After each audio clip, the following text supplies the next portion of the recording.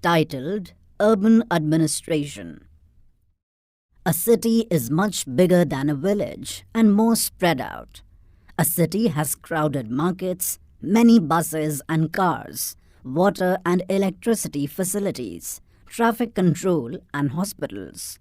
Have you ever wondered who is responsible for running all this?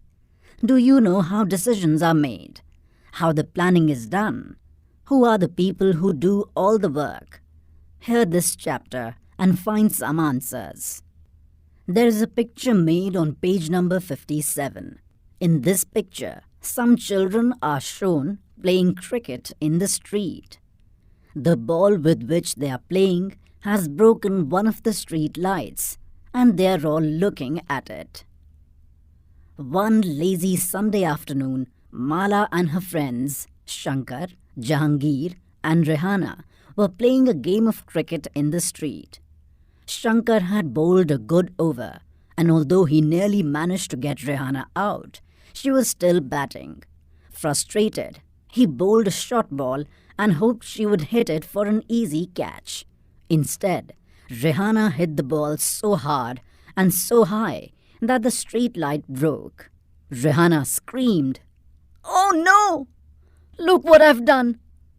Shankar said, "Yes, we forgot to make a rule that if you break the street light, you are automatically out." But Mala, Jahangir, and Rehana were more worried about what had happened, and they told Shankar he'd better stop thinking about the wicket. Last week, they had broken Nirmala Mausi's window and had spent their pocket money to have it replaced. Would they have to dish out money again from their pockets? But who would they pay this to? To whom did the lights on the streets belong? Who changed them? Rehana's house was the closest, and they ran and told her mother what had happened. Rehana's mother said, "I don't really know these things in great detail, but I do know that it is the municipal corporation of the city that takes care of replacing lights." Page number 58. The best person to ask would be Yasmin Khala. She just retired from the municipal corporation. Go and ask her. And Rehana, come back home soon. Yasmin Khala lived in the same lane, and she and Rehana's mother were good friends. The children ran to Khala's house, and when she opened the door, they began to tell her what had happened all at once. When they asked about the street light, Yasmin Khala laughed and said, "There is no one person that you can pay the money to. There is a big organization called the Municipal Corporation that takes care of street lights, garbage collection, water supply, keeping the streets and the market clean." "I've heard about the Municipal Corporation. They've put up signs around the city to inform people about malaria," said Mala. Yes, you are quite right. The municipal corporation is also responsible for ensuring that diseases do not break out in the city. It also runs schools, hospitals, and dispensaries, and makes gardens and maintains them, said Yasmin Khala. Then she added, "Our city, Pune, is a big city, and so here it is called a municipal corporation. In smaller towns, it is called a municipal council." An activity is given here on page number 58, in between two green-colored lines. It says, list at least 4 different tasks that the municipality does. 3 blank spaces are given here to write your answer. There is a picture given here on page number 58. In this picture, it is drawn that 4 children, Mala, Shankar, Jahangir, and Rehana, are talking to Yasmin Khala, the ward councillor and administrative staff. "Yasmin Khala, I'm curious. Who decides where a park should go? Did you have to make interesting decisions like this when you worked in the municipal corporation?" asked Rehana. "No, Rehana. I was working in the accounts office of the corporation, so I just worked on payslips," Cities are usually quite large, so the municipal corporation has to make a lot of decisions as well as do a lot of work to keep the city clean. The decisions like where a park or a new hospital should go are usually made by the ward councillors. Page number 59. The city is divided into different wards and ward councillors get elected. The complicated decisions that affect the entire city are taken by groups of councillors who form committees to decide and debate issues. For example, if bus stands need to be improved or a crowded marketplace needs to have its garbage cleared more regularly, or there is a nala or drain that cuts through the city that needs cleaning, etc. It is these committees for water, garbage collection, street lighting, etc. that decide on the work to be done. When the problems are within a ward, then the people who live in the ward can contact their councillors. For example, if there are dangerous electrical wires hanging down, then the local councillor can help them get in touch with the electricity authority. While the councillors' committees and the councillors decide on issues, the commissioner and the administrative staff implement these. The commissioner and the administrative staff are appointed. Councillors are elected. So, how are these decisions made? Asked Rehanna, who never gave up on her train of thought. Well, all of the ward councillors meet and they make a budget and the money is spent according to this.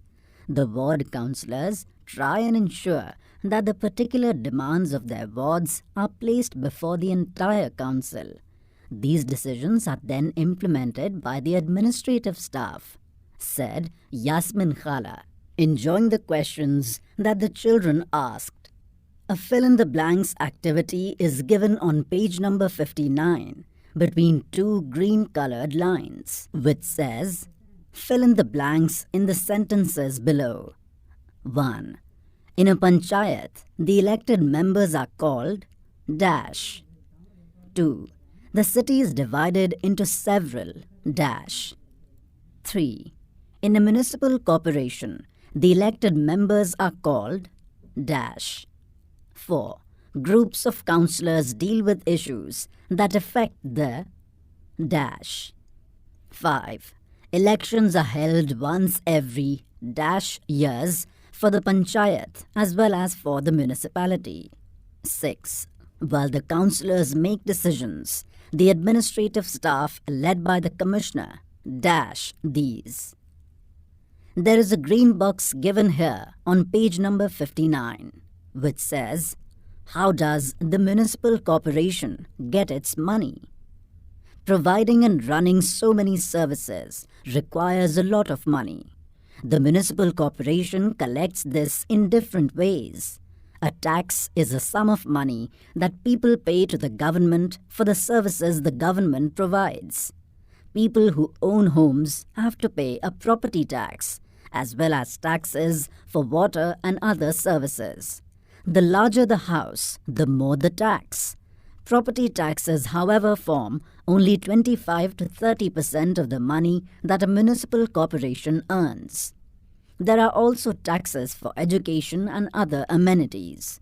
If you own a hotel or shop, then you have to pay a tax for this as well. Also, the next time you go to see a movie, look carefully at your ticket, because you pay a tax for this as well. Thus, while rich people account for property taxes, a much wider population pays more general taxes. Page number 60. No adults asked her about her job, and children's questions provided her an opportunity to relive some of her experiences. But the city is so large, it must take a lot of people to look after it. Does the municipal corporation have a lot of workers? Asked Shankar, curiously. He had by now luckily forgotten about the cricket match and his incomplete over.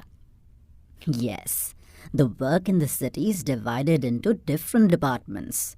So, there is the water department, the garbage collection department, a department to look after gardens, another to look after roads.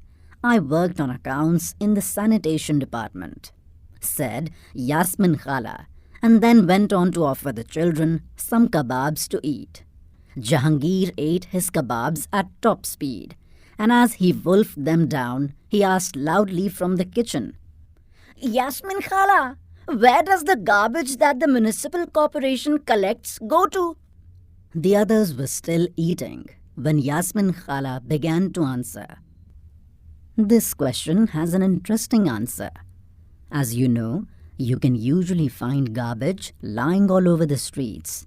Earlier, even our neighborhood used to have garbage lying all over. And if this remains uncollected, it attracts dogs, rats, and flies. Also, people get ill from the smell. At one point, things became so bad that children even stopped playing cricket in the street because their parents were afraid that they'd get sick from staying on the streets too long. There is a picture on page number 60 of a kabadiwala, or a scrap dealer. In the picture, we can see a lot of scrap in the shop. One of the workers is working on a piece of scrap. A note is written below the picture which says, "Recycling is not a new thing. People, like the man in the photo here, have been recycling paper, metal, glass, and plastic for a long time." The kabadiwala plays a major role in recycling household plastic and paper, including your notebooks. A community protest. Yasmin Khala continued. The women were very unhappy about the situation and even came to me for advice. I said I could try and speak with some officer in the department, but I wasn't sure how long it would take. Then it was Gangabai who said that it is the ward councillor who we should go to and protest, since we are the ones who elected him. Page number 61. She gathered a small group of women and went to his house.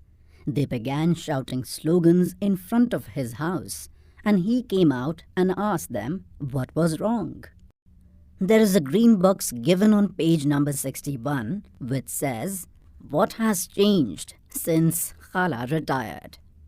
What Yasmin Khala did not mention to the children was that, in recent times, in order to save money, the commissioners of several municipalities across the country had hired private contractors to collect and process garbage. This is called subcontracting. This means that the work that was earlier being done by government workers is now being done by a private company. These contract workers get paid less, and their jobs are temporary. Collecting garbage is also quite a dangerous job, and often these contract workers do not have any access to safety measures and are not taken care of if they are injured while working. Gangabai described the situation in the locality to him. He promised to go with them the next day to meet the commissioner. He asked Gangabai to get a petition signed by all of the adults in the locality, saying that garbage was not being collected. He suggested that taking the local sanitation engineer with them the next day might be a good idea.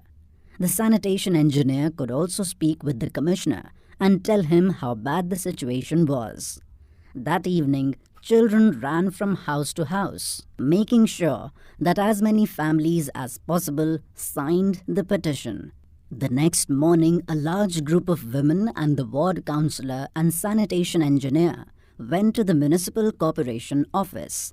The commissioner met with this large group and began giving excuses, saying that the corporation did not have enough trucks. But Gangabai smartly replied, "But you seem to have enough trucks to collect garbage from the rich localities." "That must have left him lost for words," quipped Jahangir. Yes, he said that he would take care of it immediately, and Gangabai threatened that if it was not done in 2 days, a larger group of women would protest in front of the corporation, said Yasmin Khala. So, Did the streets get cleaned?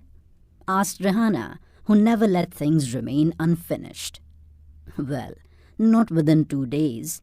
And then, after another larger and more noisy protest, the sanitation service in this locality became more regular. Wow, this sounds just like a Bollywood film with a happy ending, said Mala, who already began imagining herself in the lead role of Gangabai. There is a green box given here on page number 61, which says, "What was Gangabai protesting about? Why do you think Gangabai decided to approach the ward councillor? What did Gangabai say when the commissioner said that there were not enough trucks in the city?" Page number 62. The children enjoyed hearing Gangabai's story immensely. They had sensed that Gangabai was much loved and respected, and now they understood why. They got up and thanked Khala for answering their questions, and then, before they left, Rihanna said, "Oh, I have one last question, Khala. The 2 dustbins that we have at home now, are they also Gangabai's idea?" Khala began laughing. No, not really. The municipal corporation was the one who suggested that we do this to help keep our streets clean. When we sort our own garbage, it reduces their work. The children thanked Khala and walked back down the street together. It had become quite late, and they needed to get back home. For some reason, the street seemed darker than usual. They looked up and then looked at each other, smiling, and ran right back to Khala's house. There is a box given here on page number 62, which says, "The city of Surat had a plague scare in 1994. Surat was one of the dirtiest cities in India. Houses, hotels, and restaurants would dump their garbage into the nearest drain or street, which made it very difficult for sweepers to collect and transfer the garbage into selected dumps. In addition to this, the municipal corporation did not collect the garbage as often as it should have, and this led to the situation getting worse. Plague spreads through the air, and people who have the disease have to be isolated. In Surat, several people lost their lives, and over 3 lakh deserted the city. The scare of the plague ensured that the municipal corporation completely cleaned up the city.